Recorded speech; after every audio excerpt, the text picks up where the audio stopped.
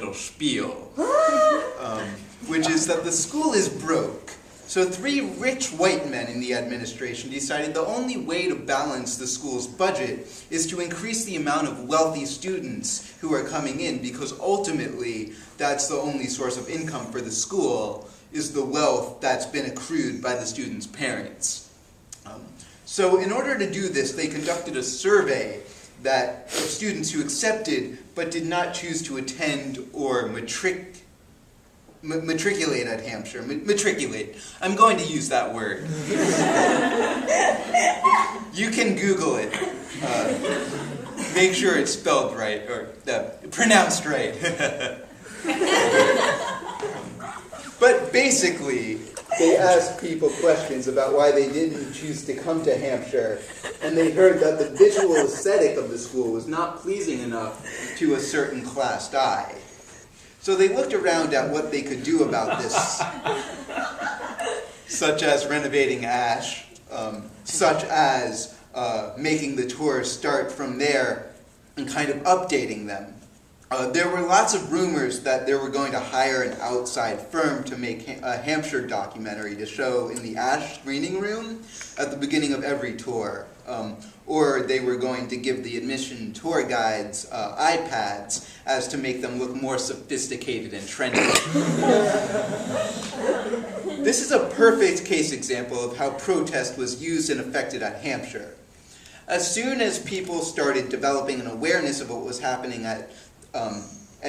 certain people's awarenesses were different than others, there was a diversity of awareness, or analysis, I think you would say. My analysis is that it was a matter of trying to institutionalize classism, and in addition to that, going about it very superficially.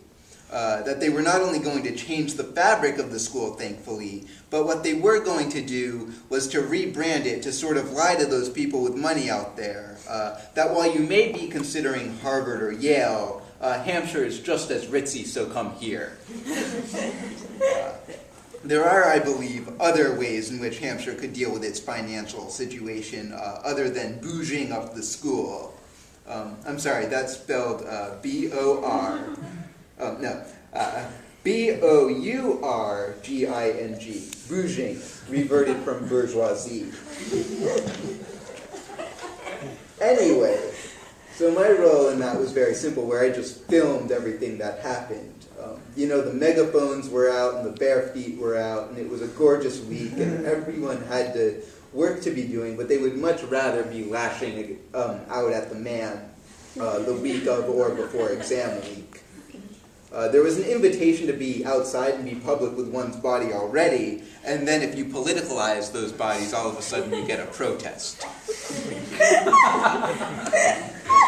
So in the videos I do, and I don't like saying shit like this because it makes me seem more self-important or something like that, but I actually do believe that the videos had a very strong role in that because they were edited each night. So after the first day's parade, there was a video up that night at 3 a.m. So everyone, when they woke up the next morning, read the Daily Digest and the Facebook postings and the Rehamping blog, Alex's Hampshire Cyborg blog, all posted the video, so by the next morning it had 600 views.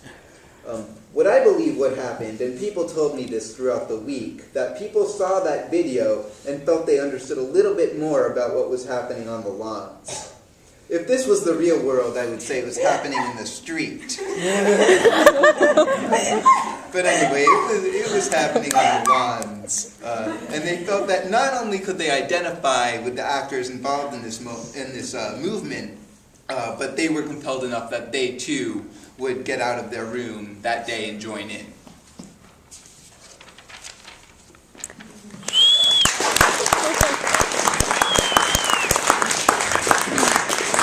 It's